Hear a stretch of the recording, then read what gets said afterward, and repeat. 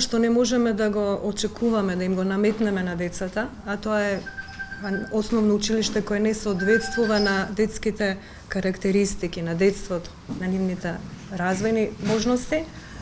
Исто така, на наставниците не можеме да им наметнеме нешто што всушност не соодветствува на нивната благородна професија.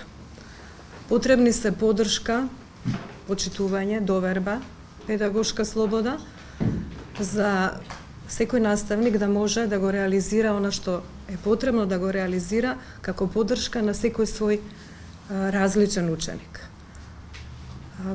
Наставата е жив процес и ние овде постојано говориме за реформи и сите сакаме да ги слушнеме реформите, но јас замислувам всушност еден ангажиран, континуиран, слободен процес кој ќе резултира со посрекни ученици.